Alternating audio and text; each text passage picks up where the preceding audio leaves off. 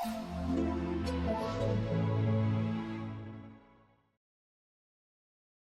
Morning. क्या क्या complete हो गया? मॉडर्न इंडियन हिस्ट्री, पॉलिटी चल रहा है। और कोई सब्जेक्ट शुरू हुआ है? 2 सब्जेक्ट, ये तीसरा है। ठीक है। क्लास 11th 12th तक किसी ने ज्योग्राफी की पढ़ाई की है? 10th तक ही? 10th में भी सही से नहीं? ठीक है। देखिए, अभी तक 2 सब्जेक्ट्स आप लोगों ने देखा, हिस्ट्री और पॉलिटी, है ना। ज्योग्राफी का नेचर थोड़ा सा इन दोनों सब्जेक्ट की तुलना में थोड़ा अलग है। थोड़ा अलग 2-3 संदर्भ में है। एक, जो सब्जेक्ट्स आपने हिस्ट्री और पॉलिटी देखा वो सोशल साइंस के कोर सब्जेक्ट्स हैं, है ना। ज्योग्राफी एक खिचड़ी सब्जेक्ट है अगर देखा जाए तो। मतलब बहुत बाद में इस सब्जेक्ट का इवोल्यूशन होता है। जिन्होंने कभी मतलब ज्योग्राफी अगर पढ़ा होगा कॉलेजेस में, तो उनको मालूम होगा कि सब्जेक्ट का इवोल्यूशन बहुत लास्ट में होता है, मतलब बहुत बाद में होता है। तो एक तरह का खिचड़ी सब्जेक्ट है। खिचड़ी का मतलब है कि इसमें आपको साइंस के कॉन्सेप्ट की भी जरूरत पड़ेगी, और इसमें आपको सोशल साइंस या जो सामाजिक अध्ययन आप कर रहे हैं विभिन्न सब्जेक्ट्स का, उन सारे आयामों की जरूरत हमको भूगोल में पड़ेगी। इस संदर्भ में ये खिचड़ी सब्जेक्ट है, या कह सकते हैं कि विभिन्न सब्जेक्ट्स का संगम है ये। जैसे अगर मैं भूगोल की बात करूं तो भूगोल के 2 मेजर अगर सेक्शंस हैं, उसमें से एक है प्राकृतिक भूगोल, जिसको हम फिजिकल ज्योग्राफी कहते हैं, और दूसरा है मानव भूगोल। तो फिजिकल ज्योग्राफी में हम जब नेचर को समझने, फिजिक्स मतलब प्राकृतिक, जब हम प्रकृति को समझने की कोशिश करते हैं तो प्रकृति के कुछ सिद्धांतों को भी समझने की कोशिश करेंगे। इस पूरी प्रक्रिया में कुछ साइंस के कॉन्सेप्ट आ जाएंगे। जैसे खूब बारिश शुरू हो रही है अभी पिछले 3 दिनों से, मतलब रिकॉर्ड बारिश है ये, आने वाले समय में चर्चा करेंगे। इसको हम मानसूनी वर्षा के तहत ला सकते हैं कि भारत में, दिल्ली में जो भी वर्षा हो रही है वो एक मानसूनी वर्षा है। और अगर न्यूज पढ़ रहे होंगे तो मध्य प्रदेश में एक चक्रवात बना है ना, एक चक्रवाती कंडीशन डेवलप हुआ है, जिसके कारण दिल्ली में अगले 2-3 दिनों तक, मतलब शनिवार तक प्रेडिक्शन है कि रेनफॉल ऐसा ही होता रहेगा। तो जो वर्षा हो रही है दिल्ली में, वो ये चक्रवाती वर्षा का एक हिस्सा है। अब जो चक्रवात है उसको समझने के लिए कुछ साइंस के कॉन्सेप्ट्स की भी जरूरत पड़ेगी। उच्च दाब, निम्न दाब, है ना, एल नीनो, ला नीना, है ना, ऐसे कुछ शब्दों को आपने सुना होगा। El Nino, southern oscillation, Indian ocean dipole, jet stream, ऐसे बहुत सारे। कहने का मतलब है, द पॉइंट इज कि कुछ साइंस के कॉन्सेप्ट्स की भी जरूरत हमको इस सब्जेक्ट में पड़ेगी, और खास करके प्राकृतिक भूगोल के संदर्भ में समझ बनाने के लिए। भूकंप समझना है ना, कि भूकंप आता है या भूकंप एक फिजिकल फेनोमेना है। तो भूकंप एक चुनौती है, आपदा भी है। अब भूकंप से आपदा या भूकंप एक चुनौती कैसे हो जाता है? कुछ चीजें हिलती हैं, थरथराती हैं। ये थरथराती कैसे है? ऊर्जा का ट्रांसफर होता होगा नीचे से ऊपर, तो एनर्जी तरंगों के रूप में आता होगा, है ना। उसी को पी वेव्स, एस वेव्स और एल वेव्स कहते हैं। अब पी वेव्स की प्रकृति यानी कि साइंस का कॉन्सेप्ट समझना पड़ेगा थोड़ा। एस वेव्स, एल वेव्स, मतलब कुछ साइंस के कॉन्सेप्ट समझने पड़ेंगे। भूकंप के आने के अगर प्राकृतिक के कारण है, मेजरली एक प्राकृतिक फेनोमेना है, तो ऐसी स्थिति में ऐसी क्या दशाएं या क्या स्थितियां बनती हैं जिनके कारण ऐसी स्थिति उत्पन्न होती है? ज्वालामुखी, उसके समझने के लिए कुछ सिद्धांत को समझना पड़ेगा। भारत आज जहां पर है, क्या आज हम वही हैं? मतलब आज से लाखों करोड़ों साल पहले भी भारत यही था या कहीं और था? क्या लगता है आपको? हर कोई गतिमान है, हर कोई अपने अपने तरह से गतिमान है। ब्रह्मांड में कोई भी वस्तु स्थिर नहीं है। कोई भी कहे कि स्टैटिक है और एक जगह पे बना हुआ है और बदल नहीं रहा है, ऐसा संभव नहीं। जो भी चीज बनता है वो गति को प्राप्त होता है, और लास्ट में उसको गति का प्राप्त होने का मतलब उसका एक बिगिनिंग होगा तो उसका एक एंड भी होगा, और इस पूरी प्रक्रिया में उसमें एक एनर्जी होगी, उसमें एक गति होगा।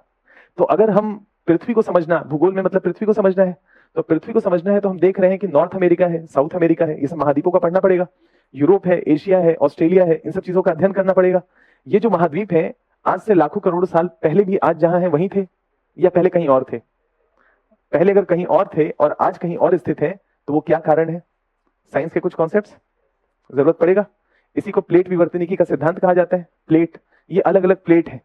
नॉर्थ अमेरिका एक प्लेट है ना, साउथ अमेरिका एक प्लेट है, इंडिया एक प्लेट है। ये सारे प्लेट गतिमान है, और इस गति को समझने के लिए कुछ साइंस के कॉन्सेप्ट, इसी को हम प्लेट विवर्तनिकी का सिद्धांत कहते हैं। आने वाले समय में देखेंगे अर्थ एक मैग्नेट की तरह व्यवहार करता है। सी फ्लोर स्प्रेडिंग का कॉन्सेप्ट है। एक व्यक्ति आएंगे जो पृथ्वी के नीचे गोता लगाएंगे, मतलब कुछ सिद्धांत देंगे जिसको हम संवहनी धारा का सिद्धांत कहते हैं। ऑर्थर होम्स आएंगे। कहने का मतलब है कि बहुत सारे साइंस के कॉन्सेप्ट की जरूरत पड़ेगी। इस संदर्भ में भूगोल थोड़ा सा डिफरेंट है अभी तक जो सब्जेक्ट्स आपने पढ़ा है। क्लियर है? क्योंकि धीरे धीरे थोड़ा कुछ साइंस के कॉन्सेप्ट्स की भी जरूरत हमको पड़ेगी, लेकिन बहुत ही आसान है। साइंस सुनते ही ऐसा मत सोचिएगा कि एक भय का भाव क्रिएट कर लीजिए कि यार मेरा तो साइंस बड़ा कमजोर रहा है और ये सर आते आते ही कह रहे हैं कि साइंस की जरूरत पड़ेगी। आसान से कॉन्सेप्ट्स हैं, मतलब बहुत प्रैक्टिकल कॉन्सेप्ट्स हैं। हम डे टू डे लाइफ में उसको अनुभव करते हैं, उस अनुभव को जोड़ लेना है, भूगोल समझ में आ जाएगा। प्रकृति को तो पढ़ना है ना, प्रकृति का तो अनुभव करते हैं ना, है ना। तो उस प्रकृति को अनुभव करते हैं, वर्षा को अनुभव करते हैं। अब वर्षा चक्रवात है ये नहीं पता था, तो चक्रवात समझ जाएंगे, तो आने वाले समय में जब भी वर्षा होगी कहेंगे चक्रवाती वर्षा है, ये करेंगे। बस हम अनुभव करते हैं, उस अनुभव को एक कॉन्सेप्ट दे देंगे, बस इतना सा एक बात है। तो इस संदर्भ में मैं आपके साथ कुछ कुछ कॉन्सेप्ट की शुरुआत करूंगा, जिसमें हमको थोड़ी सी साइंस या थोड़ा सा एक वैसे कुछ फिजिकल फेनोमेना को एक्सप्लेन करने के लिए कुछ बेसिक कॉन्सेप्ट्स की जरूरत पड़ेगी। उसके बाद जैसे ही ये साइंस वाले कॉन्सेप्ट या प्राकृतिक भूगोल का टॉपिक कंप्लीट होगा, वैसे ही मानव भूगोल में आ जाएंगे। उद्योग धंधे, कृषि, एग्रीकल्चर, इंडस्ट्री, नदियां बह रही हैं, डैम बन गए, डैम को लेकर के विवाद है ना।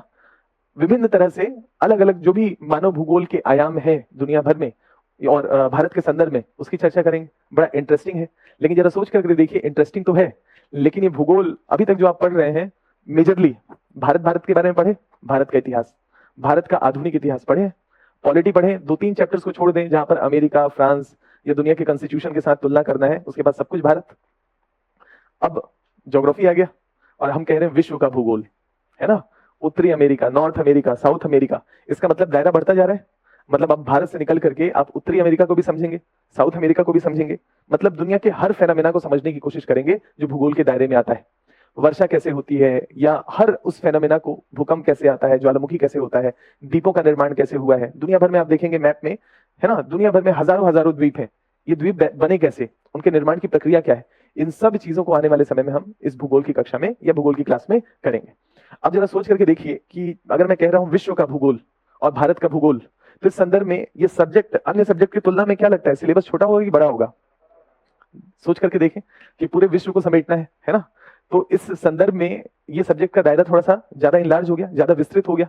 अब इसके साथ न्याय करना है। न्याय करना है का मतलब है कि हर टॉपिक पे आपको ऐसा लगना चाहिए मेरी पकड़ बन गई है ना, तभी न्याय कर पाएंगे। तभी जैसे मैंने कहा कि उत्तरी अमेरिका के बारे में बताइए, या सपोज करिए कि रिटन एग्जामिनेशन आपने क्लियर कर लिया, फिर इंटरव्यू में गए, एग्जामिनर आपसे पूछा कि कौन कौन से विषय आपको पसंद है, तो हो सकता है आप कहें भूगोल तो नहीं बोलूंगा एट एनी कॉस्ट, है ना, नहीं तो कुछ भी पूछ लेंगे।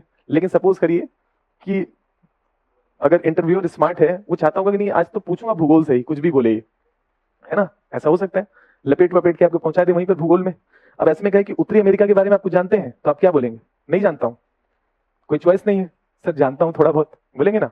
अब पूछेंगे कि अच्छा चलो आप जानते हो, बताओ क्या जानते हो, तो आप बताना शुरू करेंगे उत्तरी अमेरिका में सर ये है, पूरब में ये है, पश्चिम में ये है, उत्तर में ये है, दक्षिण में ये है ना, ये झीलें हैं, ये नदियां हैं, ये पर्वत है, उसका ये प्रभाव है, इस प्रकार की जलवायु है, यहाँ वर्षा ज्यादा होती है, यहाँ वर्षा कम होती है।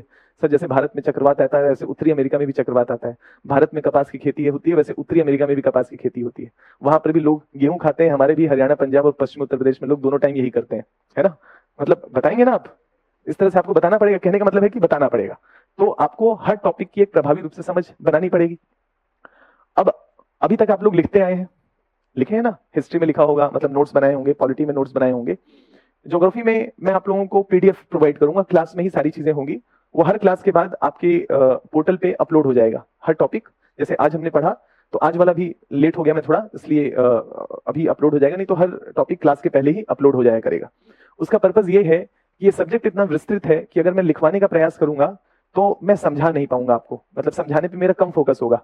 क्योंकि अगर मान लीजिए कि हम 3 घंटे का एक्सरसाइज करते हैं और उसमें मैं 1.5 या 2 घंटे समझाता हूँ, 1 घंटे लिखवाता हूँ, तो अगर मैं वही जो मैं लिखवाता आपको, अगर मैं सारी चीजें आपको दे दूं, तो इसका मतलब है मेरे पास 1 घंटा अतिरिक्त समय है उस पर बोलने का, समझाने का, है ना। और लिखी हुई चीजें जो मैं लिखवाता वो मैंने आपको दे दिया, तो इसका मतलब है कि समस्या का समाधान हो गया, नोट्स भी आपका प्रभावी रूप से बन गया, एट द सेम टाइम मुझे बोलने का ज्यादा मौका मिला, मतलब मुझे किसी सब्जेक्ट, किसी कॉन्सेप्ट को विस्तार देने का अपेक्षाकृत समय ज्यादा मिला। तो इसका नेट फायदा ये होगा कि at the end of the class, मतलब जब भूगोल की क्लास कंप्लीट होगी, तो आप भूगोल में एक फर्स्ट, मतलब पहले अध्ययन में, फर्स्ट रीडिंग में आपको लगेगा कि क्वेश्चन देखने के बाद कि हाँ मेरी पकड़ बन गई है। लेकिन देखिए यूपीएससी का सिलेबस इतना बड़ा है कि कोई भी व्यक्ति सिर्फ एक बार पढ़ के इस एग्जामिनेशन को क्लियर नहीं कर सकता, इस बात को गांठ बांध लीजिए, है ना। जितने भी टॉपर्स के वीडियोस हैं, या आप देखें कि उनके हम छोटे छोटे, जहां जहां पर भी हमको लगता है छोटे छोटे, हम उनके जो वीडियो क्लिप्स कट करके डालते हैं, उसमें सब में लगातार 2012 गौरव अग्रवाल के बाद से जो भी हम लोगों ने वीडियोस अपलोड किए हैं, उन सब में एक कॉमन पैटर्न है सारे टॉपर्स के बीच में, वो ये है कि रिवीजन 4 to 7 टाइम्स के बीच में तो है ही, कोई 4 बार, कोई 5 बार, कोई 6 बार, कोई 7 बार, मतलब कॉमन पैटर्न एक है, रिवीजन। क्लियर है? इसका मतलब है कि इस एग्जामिनेशन का सार जो है वो है रिवीजन। दूसरा जो एक महत्वपूर्ण पहलू है वो ये है कि इस एग्जामिनेशन का टोटल मार्क्स कितना है? 1750 प्लस 100 कितना, 275, कितना हो गया? 2025। 2025 नंबर का पेपर है आपका टोटल। इसमें से आपके कलम की ताकत कितनी है? 1750, 80 से 85%। यानी इस एग्जामिनेशन में सफल होने का जो मूल मंत्र है वो लिखना है, क्योंकि 1750 तो लिखित का ही है, रिटन का ही है। यानी 85% मार्क्स का जो वेटेज है वो केवल आपके लिखने और लिखने का है। क्लियर है? तो दो तरीके हैं, एक तो मैं आप लोगों को डिक्टेट करूं और आप लोगों को बड़ा आनंद आएगा लिखने में, है ना, और दूसरा हम हर क्लास करें और हर क्लास के एंड में 15 मिनट जो मैंने पढ़ाया है आज वो कल आप लोग लिखें। समझ रहे हैं? जो सवाल आप लोग मिलता होगा लिखते होंगे बहुत सारे लोग, ईमानदारी से बताइए। मॉडर्न इंडियन हिस्ट्री की क्लास हो गई है आप लोगों की, कंप्लीट हो गई। हर दिन जो क्लास हुआ है सारे टेस्ट कितने लोगों ने लिखा है? मतलब इसमें कोई वो नहीं, असाइनमेंट जो मिलता है पर डे का। अब देखिए आप लोग खुद अपने, सब लोग अपना घुमा करके देख लीजिए, एक बार और हाथ उठाइए। देखिए इतने लोगों ने, मतलब क्लास में मान लेते हैं जो हाथ मुझे नजर आ रहा है 40% भी नहीं होगा, 30-35% लोगों ने सारे आंसर्स लिखे हैं, यानी कि आपने आंसर्स नहीं लिखा है। और इस एग्जामिनेशन का सक्सेस का मंत्र क्या है? लिखना। हम समझ रहे हैं? आप लोगों में से बहुत सारे लोग झिझक रहे होंगे, थोड़ा और पढ़ लेता हूँ, थोड़ा और तैयार कर लेता हूँ, थोड़ा और एक आध बार और रिवीजन कर लूंगा, फिर शुरू करूंगा लिखना। समझ रहे हैं? लिखने की कोई कमी नहीं है। हम लोगों ने इतने टेस्ट बना रखे हैं कि आप लिखते लिखते थक जाएंगे लेकिन टेस्ट खत्म नहीं होगा। पर्पस यही है कि जो बच्चा जितना लिखना चाहता है लिख सके। असाइनमेंट लिख रहे हैं, उसके बाद मिनी टेस्ट है ना। मिनी टेस्ट तो अभी मुझे नहीं लगता किसी ने, हो सकता है हार्डली 2-4-5 बच्चों ने मिनी टेस्ट दिया होगा, है ना। क्वेश्चंस नहीं आए अभी, 25 से तो मतलब स्टार्ट हो जाएगा। तो जिस ऊर्जा से आप बोल रहे हैं ऐसा लग रहा है कि 25 जैसे ही आएगा वैसे सब लिख देंगे, है ना। मतलब एक्सक्यूज, मतलब मुझे आप लोग बता रहे हैं कि 25 से है सर, लिख दूंगा 25 को, चलिए तो 26 को पूछ लेंगे आपसे, है ना। लेकिन द पॉइंट इज कि इस एग्जामिनेशन का जो सक्सेस है, जो मैं आपके सामने बात रख रहा हूं, वो है लिखना। और जो अनुभव में लगातार आप लोगों के साथ जो मेरा अनुभव है वो यही है कि जो बच्चा जितनी जल्दी स्टार्ट करेगा वो उतने कंफर्ट जोन में होगा, क्योंकि लिखने का तो कोई अल्टरनेटिव है नहीं। देखिए रो के लिखिए, हंस के लिखिए, लेकिन लिखना तो पड़ेगा ही। और नहीं लिखेंगे तब भी, अगर मेंस एग्जामिनेशन जाएंगे तब भी लिखना तो पड़ेगा ही, कोई चॉइस नहीं है, लिखना तो पड़ेगा ही। तो क्यों ना हम लिखने को अपने अध्ययन की रणनीति ही बना ले, हर दिन लिखें। जब लिखना ही है, रो के लिखे चाहे हंस के लिखे, जब लिखना ही है तो हंस के ही लिखते हैं, पकड़ मजबूत बना के लिखते हैं। जब लिखने बैठे या धीरे धीरे करके जैसे ही 500, 600, 700 आंसर्स हमारे कलम से निकल जाए तो हम चुनौती दें कि पूछो क्या पूछना चाहते हो। हम हर चीज पे लिखने का एक अनुभव रखते हैं। हर टॉपिक पे मैंने अपनी कलम से एक आंसर लिख दिया है। टोटल जीएस में कितने टॉपिक्स होंगे, सबको डिवाइड भी करेंगे तो हार्डली 500, 550 टॉपिक होंगे, है ना। और मिनी टेस्ट में हर टॉपिक पे एक सवाल आ जाता है। तो जरा सोच करके देखिए, 250-300 क्लासेस में तो 300 टॉपिक पे तो एक बार आप ऐसे ही टेस्ट दे देंगे, और उसके बाद मिनी टेस्ट है, हर टॉपिक पे दोबारा टेस्ट देंगे। मतलब कहने का मतलब है सारे मिनी टेस्ट को मिला लें तो कम से कम 250-300 क्वेश्चन वो हो जाते हैं। 250 क्वेश्चन असाइनमेंट के हो गए, कितने हो गए? 500 क्वेश्चन। उसके बाद मेंस के कितने टेस्ट आपके प्लेटफॉर्म पे अपलोडेड है? चलिए 30 मान लीजिए, 35 प्रीलिम्स के हैं, इसका मतलब देखे भी नहीं है ठीक से, है ना। 35 प्रीलिम्स के हैं, मेंस की बात कर रहा हूँ, लिखने वाला 30 है ना। 30 इंटू 20 कर लीजिए, 600 क्वेश्चन, कितने हो गए? 1100 क्वेश्चन। और हम लोगों ने इस तरह से क्वेश्चन को डिजाइन किया है कि कोई टॉपिक छूटता ही नहीं, कोई ऐसा टॉपिक छूटेगा ही नहीं, इंक्लूडिंग करंट अफेयर्स। तो सोच के देखें कि अगर 1100 सवाल लिख लें और लगभग वो सारे टॉपिक्स को कवर कर लेता है, और 600-650 टॉपिक्स हैं, तो हर टॉपिक पे 2 बार आंसर लिख लेंगे। सोच करके देखिए, जब एग्जामिनेशन में 1100 आंसर्स लिखने के बाद जब पहुंचेंगे तो क्या मजबूत स्थिति में होंगे, कितना बड़ा एक अनुभव आपके पास होगा। सोच के देखिए, 30 टेस्ट लिखना है और 3 घंटे हैं एक टेस्ट के लिए, तो 30 इंटू 3 कर लें तो 900 घंटे के अनुभव के बाद आप एग्जामिनेशन में उतरेंगे। 900 घंटे के लिखने के अनुभव के बाद कितने बड़े खिलाड़ी होंगे, जस्ट इमेजिन करें। वहां पर जितने भी प्लेयर्स होंगे उसमें सबसे मेजर अनुभवी प्लेयर आप होंगे। अगर संकट भरा भी सवाल आ गया जिसमें लग रहा होगा कि यार जानता कम हूं, तब भी प्रस्तुतिकरण बेहतर करके कुछ ना कुछ प्रभावी रूप से अपने आप को प्रेजेंट कर देंगे। तो अनुभव जो है बढ़ाइए, लिखिए, लिखना ही इस एग्जामिनेशन का सार है।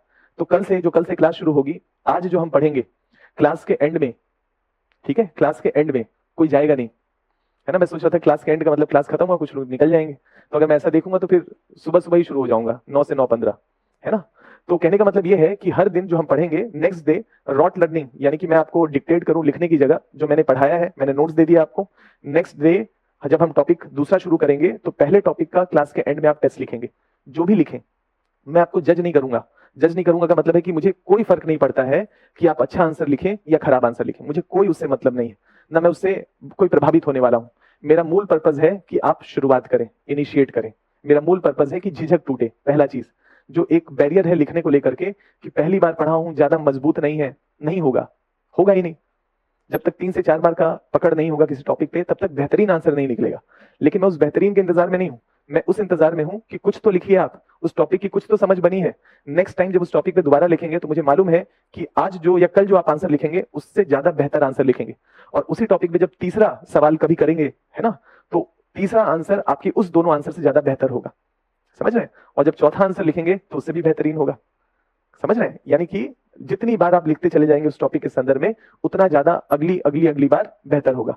और अगर एग्जामिनेशन में 3 से 4 बार उस टॉपिक पे लिख करके गए हैं और उसी के दायरे में अगर सवाल आ गया, तो सोचिए कि कितना आनंद आएगा सवाल देखते ही। अरे वाह, ये तो यही सवाल है, 3-4 बार तो लिखा हूं इसमें मैंने। समझ रहे हैं? तो कितना प्रभावी रूप से आंसर लिखेंगे। और दूसरा है टाइम मैनेजमेंट सीखेंगे, है ना। 7.5 मिनट में 250 वर्ड्स फायर करना, आपके शब्दों मतलब आपकी कलम से निकलना आसान बात नहीं है।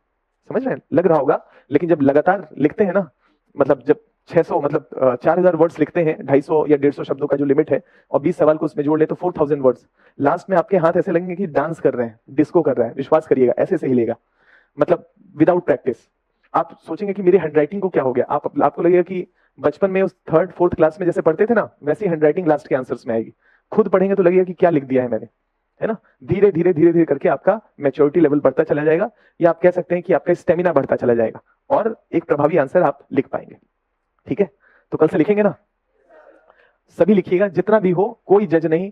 अगल बगल में कोई कहे कि मेरे को तो 5 नंबर मिला है, तुमको कितना मिला है, और पता चला कि 2 नंबर मिला है, तो डिमोटिवेट मत होइएगा।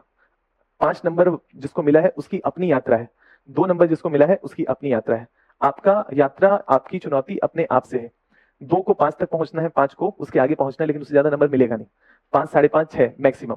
50% मार्किंग होती है यूपीएससी में, तो उसी को ध्यान में रखते हुए 5, 5.5 मिल जाए तो समझिए कि उस टॉपिक पे बेहतर पकड़ बन गई। उससे ज्यादा उम्मीद मत करिएगा, उससे ज्यादा देंगे नहीं। ठीक है, तो 5, 5.5 का मतलब है कि आप उस टॉपिक पे बेहतर तरीके से पकड़ बना लिए। चलिए शुरू करते हैं। लगभग 45 से 50 क्लासेस में हम भूगोल के सिलेबस को कंप्लीट करेंगे। ठीक है, 45 टू 50 क्लासेस। इसके अलावा क्लास के लास्ट में जब ये 50 क्लासेस हमारी कंप्लीट हो जाएंगी, जब पूरा भूगोल भारत का और जो भी प्राकृतिक आयाम है विश्व के संदर्भ में जब समझ जाएंगे, तो लास्ट के 50 क्लासेस के बाद 6 क्लासेस और करेंगे। वो सबसे लास्ट में होगा, एग्जामिनेशन से जस्ट पहले, एग्जामिनेशन के 1 महीने पहले, मैप बेस्ड क्लासेस।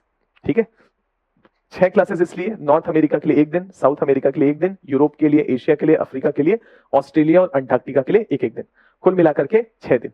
इन 6 दिनों में जो भी साल भर में कोई भी अपडेट हुआ है शहरों के संदर्भ में, कोई प्राकृतिक फेनोमेना, कुछ भी इंपॉर्टेंट इवेंट किसी लोकेशन को लेकर के, उसको तो करेंगे ही करेंगे, और जो भी बेसिक इंफॉर्मेशन है इन सब के संदर्भ में उसकी चर्चा करेंगे। तो ये सबसे लास्ट में होगा। तो ये मत सोचिएगा कि जैसे 50 क्लासेस हो जाए कि मैप की क्लासेस नहीं हुई, मैप नहीं हुआ, वो सबसे लास्ट में, क्योंकि करंट के साथ मैप को जोड़ करके कराया जाता है। तो पूरे साल भर में जो नए डेवलपमेंट्स होंगे उन सबको इंक्लूड करके फिर लास्ट में, या तो मार्च के एंड में, नहीं तो अप्रैल के महीने में हम लास्ट में 6 मैप की क्लासेस करेंगे। ठीक है, चलिए शुरू करते हैं। बेसिक क्लासेस से आज शुरुआत करेंगे, है ना। पृथ्वी के संदर्भ में एक समझ बनाने की कोशिश करेंगे। ठीक है, अब इतना ही समय काफी है ना, थोड़ा एक इंट्रोडक्शन के पॉइंट ऑफ व्यू से। बाकी धीरे धीरे हर दिन जब भी जरूरत पड़ेगा 5-10 मिनट कुछ ब्रीफ आपको करता रहूंगा कि कैसे हम आगे बढ़ेंगे भूगोल के संदर्भ में। आज पहला जो क्लास है वो ये पृथ्वी को समझने को लेकर के करते हैं कि हमारा पृथ्वी है कैसे, है ना। ये झुका हुआ है, नहीं झुका हुआ है, सीधा है, खड़ा है, कैसे है तो क्यों है ना।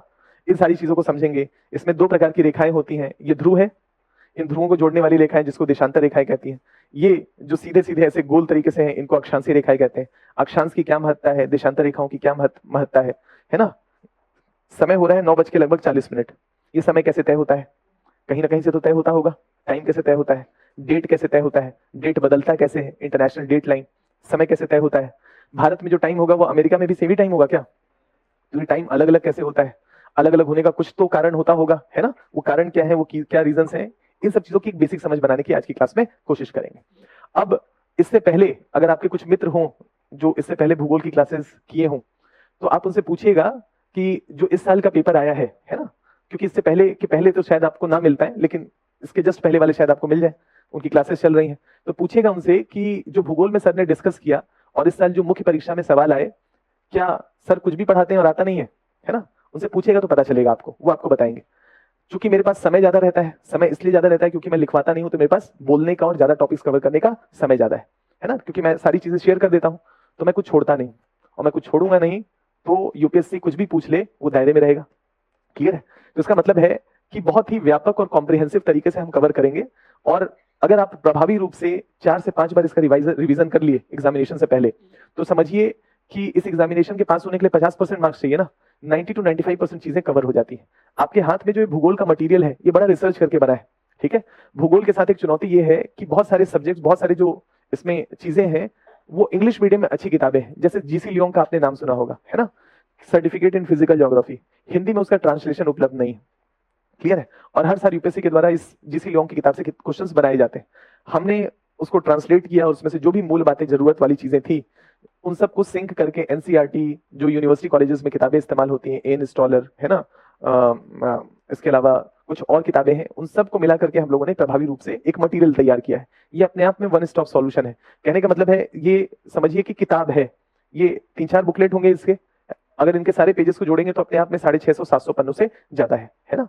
तो बहुत रिसर्च करके बना है, और जो मटेरियल आपको मिल रहा है और जो मटेरियल इंग्लिश मीडियम के बच्चों को मिल रहा है, उसमें एक शब्द का भी अंतर नहीं है, सेम है, क्लियर है। तो अगर विजन आईएएस में लगातार सक्सेस के रेट बेहतर है, तो सेम चीजें आपको भी हैं।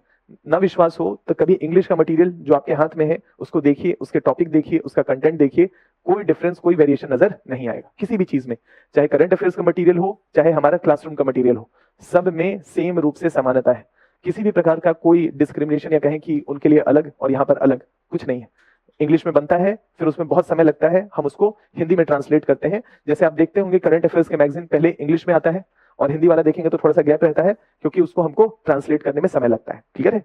किसी भी प्रकार का कोई अंतर नहीं है। इसका मतलब है आपका मटेरियल स्तरीय है, विश्वास करिए, किताब है, ये बुक है, बस हम मार्केट में इसको सेल नहीं कर रहे हैं, ऐसा समझ लीजिए, क्लियर है। मतलब कुल मिलाकर के एक रिसर्च करके एक प्रभावी रूप से मटेरियल तैयार किया गया है, 650-700 पन्ने। अब आराम से सोचिए, जो आपके हाथ में मटेरियल है और जो मैं आपको पढ़ाऊंगा, ये दोनों में लगभग समानता नजर आएगी, क्योंकि वो भी मैंने, जो आपके पास है वो भी यहीं से है, और जो ये है वो भी यहीं से है। बस अंतर ये है कि 1-2 साल पहले, मतलब हर साल हम इस मटेरियल को प्रिंट या रीप्रिंट करते हैं, हर साल उसको अपडेट नहीं करते हैं, क्लियर है। क्योंकि मैंने बनाया है तो मुझे पता है कि कहां कहां पर समय के साथ अपडेट करने की जरूरत है। और खास करके जब भूकंप वाला टॉपिक, जो भी करंट से जुड़ा हुआ टॉपिक है, जलवायु परिवर्तन से रिलेटेड कुछ इश्यूज हैं, या चक्रवातों के संदर्भ में, मानसून के संदर्भ में, जहां जहां पर भी, या समताप मंडल के संदर्भ में, जहां जहां पर भी अपडेट करने की जरूरत पड़ती है, उसको अपडेट करेंगे। और मैं आपको बताता रहूंगा कि जो मटेरियल आपके पास है उसमें यहाँ पर मैंने कुछ अपडेट किया है, एक बात। दूसरा, क्योंकि इस किताब को बहुत ज्यादा बल्कि नहीं बनाना था, तो मैं बहुत ज्यादा मैप इसमें इंक्लूड नहीं कर सकता था, लेकिन यहाँ कर सकता हूँ, क्योंकि यहाँ पर हमको डिबेट और डिस्कस करना है, चीजों को समझना है। तो बस इस किताब और इस किताब में कुछ करंट के अपडेट, और दूसरा जो है वो कुछ मैप, कुछ वैसी चीजें जो विजुअल तरीके से ज्यादा प्रभावी रूप से उसको प्रेजेंट किया जा सके, उन सब चीजों को एडिशनल तरीके से इंक्लूड किया गया, क्लियर है। तो कहने का मतलब है कि आप इस मटेरियल को और इस टॉप जो आपको मिल रहा है, अगर इसको साथ में जोड़ करके तैयार करते रहें तो प्रभावी रूप से चीजें कंप्लीट होती जाएंगी। हर टॉपिक के लास्ट में क्वेश्चंस इंक्लूड किया गया है, हर टॉपिक के एंड में, टॉपिक के लास्ट में क्वेश्चंस हैं, हर टॉपिक के बाद नहीं है। कभी देखे भी नहीं क्या खोल के कोई मटेरियल?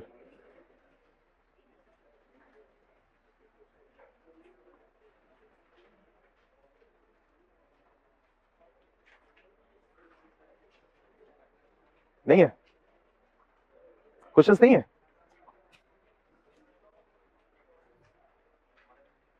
मॉडर्न इंडियन हिस्ट्री में था,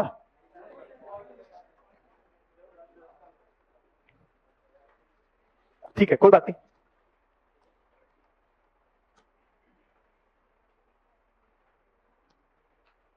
ठीक है, कोई बात नहीं। हर टॉपिक के लास्ट में, उसमें नहीं है तो इसमें आ जाएगा, ठीक है। हर टॉपिक के लास्ट में मैं कुछ क्वेश्चंस इंक्लूड, राघव तो शेयर करेंगे आपके साथ, और कुछ क्वेश्चंस मैं आपके साथ और इंक्लूड करता जाऊंगा। जितना लिखना चाहें आप लिखते रहिएगा। इवैल्यूएशन जो राघव क्वेश्चन देंगे ना, इवैल्यूएशन उसका होगा, लेकिन घर में प्रैक्टिस आप करना चाहें क्वेश्चंस का तो लिख के लाइएगा, और क्लास के बाद समय होगा तो मैं आपके साथ डिबेट और डिस्कस करता रहूंगा, ठीक है। चलिए शुरू करते हैं। एक चीज आपको अगली क्लास से, नेक्स्ट क्लास से जो करना है वो ये है कि हर दिन एटलस लेकर के आना है। एटलस हर दिन लेकर के आइएगा, बिना एटलस के ज्योग्राफी नहीं होता है, तो सब अपना अपना एटलस लेकर के आइएगा, क्लियर है। कोई सा भी एटलस स्कूल का चलेगा, टीटीके का हो तो टीटीके का ले आइए, कैम्ब्रिज का हो तो कैम्ब्रिज का ले आइए, ऑक्सफोर्ड का हो तो ऑक्सफोर्ड का, कोई सा भी एटलस आपको लगे, ऑक्सफोर्ड, कैम्ब्रिज, टीटीके, ये थोड़ा स्तरीय है, मतलब इसमें जो है इंफॉर्मेशन को लेकर गड़बड़ी थोड़ी कम रहती है। तो ऐसी स्थिति में आप इनमें से कोई सा भी एटलस आपके पास हो तो कल से इन तीनों में से कोई सा भी एटलस लेकर के आए। चलिए आगे बढ़ते हैं। इसकी चर्चा मैं नहीं कर रहा हूं, जैसा मैंने कहा कि जो भी आपके सीनियर्स हो, अगर वो विजन में पढ़ रहे हो तो उनसे पूछिएगा कि जो सर डिस्कस कर रहे हैं उससे क्वेश्चन आ रहे हैं कि नहीं आ रहे। अलग अलग समय पे जो भी सवाल आए गए, पूछे गए हैं, हम लोगों ने विस्तार से उसके बारे में चर्चा किया है। इसको मैं चर्चा नहीं कर रहा हूं क्योंकि करूंगा भी तो अभी समझ में नहीं आएगा ज्यादा, है ना। तो जैसे जैसे सिलेबस कंप्लीट होता जाएगा मैं आपके साथ कुछ प्रीवियस ईयर क्वेश्चंस पेपर बताऊंगा कि देखिए ये सवाल आया था और मैंने आपके साथ ये चर्चा किया है, आप देखिए कि क्या आप इसका आंसर कर पाएंगे, है ना। तो अलग अलग समय पे परिप्रशांत के ऊपर सवाल आया था, मरुस्थलीकरण के ऊपर सवाल आया था, हम लोगों ने विस्तार से, ये क्लासरूम का मटेरियल है, मतलब जो हम डिस्कस करते हैं तो उसके बारे में, मरुस्थलीकरण के बारे में विस्तार से मैंने चर्चा किया था। क्वेश्चन रहने दीजिए, है ना, जब आपका धीरे धीरे आएगा तो चर्चा करते रहेंगे।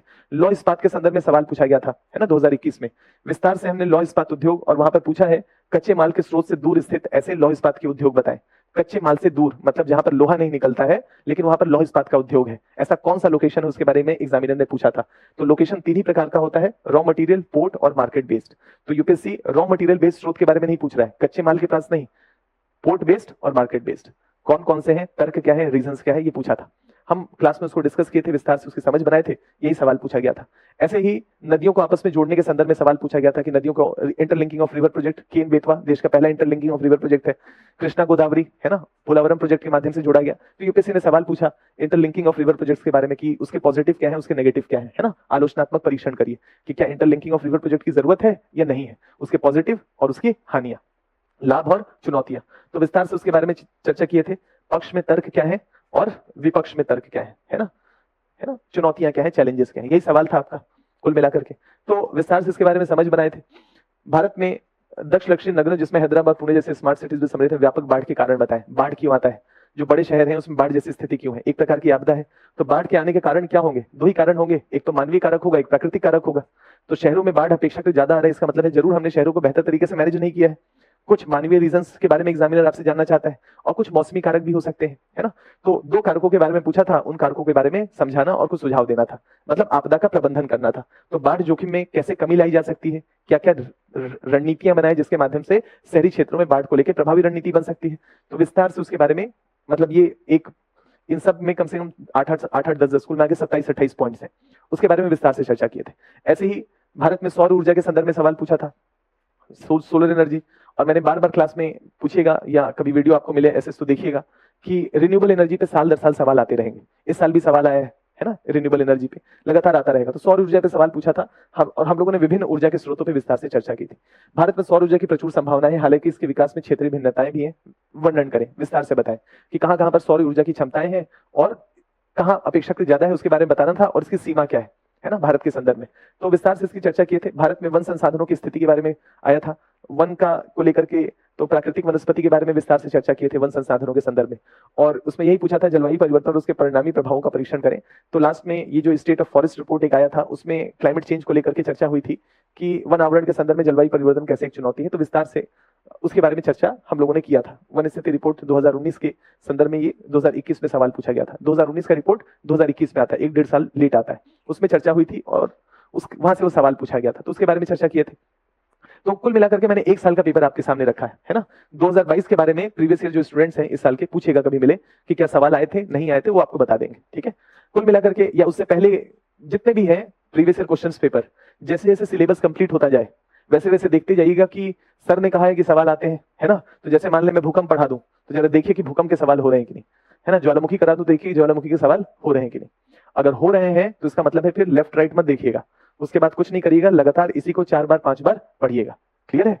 बस एक चीज होगा, एक चीज ये होगा कि अभी कौन सा महीना है, सितंबर का, ठीक है, और एग्जामिनेशन आएगा अगले सितंबर में, मुख्य परीक्षा। तो इसके बीच में कुछ करंट के डेवलपमेंट हो सकते हैं, कुछ करंट का डेवलपमेंट हो सकता है, जैसे बादल फटने की घटना, है ना। पिछले साल क्लास थोड़ा लेट हुआ था तो बादल फटने वाला मैंने करवा दिया था, तो बादल फटने वाला सवाल इस बार आया। ऐसे भी बादल फटने वाला मैं, मतलब हम करते ही हैं, लेकिन प्रेडिक्शन था कि आने की संभावना है तो करा दिए थे। तो इस एक साल में अगर कुछ नए डेवलपमेंट हो अलग अलग जगहों पे, बताएंगे आपको कि कहां कहां पर क्या क्या हो सकता है, बस उस पर नजर रखिएगा और उतना अपडेट करिएगा। बस एक वो गैप रह जाएगा आपका, ठीक है। उसके अलावा सितंबर के महीने तक कुछ भी पूछ ले हम उसको करने वाली स्थिति में रहेंगे, ठीक है। चलिए आज का टॉपिक शुरू करते हैं, और जैसे मैंने आपको बताया कि क्या पढ़ेंगे, पृथ्वी, है ना। बेसिक चीजें समझने की कोशिश करेंगे कि ये हमारा पृथ्वी है कैसा। तो पहले हम अपना दायरा बना लेते हैं कि हम सीखना क्या चाहते हैं इसमें। इस टॉपिक, जब ये टॉपिक कंप्लीट हो तो वो कौन कौन से की आइडियाज हैं जिसको लेके मेरी समझ बन जानी चाहिए। तो यहाँ पर पृथ्वी के गोलाकार होने के साक्ष्य, ये हमारा पृथ्वी गोल है ना। ये कैसे प्रूव करेंगे कि गोल है, देख लिया इसलिए, है ना? कैसे पता चलेगा? इमेजिन करिए कि हम आज यहाँ बैठे हुए हैं और अगर हम कभी नहीं देखे होते तो हम कैसे इस चीज को परसीव कर पाएंगे या समझ पाएंगे कि हमारा पृथ्वी एक गोल वस्तु है? तो कुछ उसके साक्ष्य, कुछ एविडेंसेस जो इस बात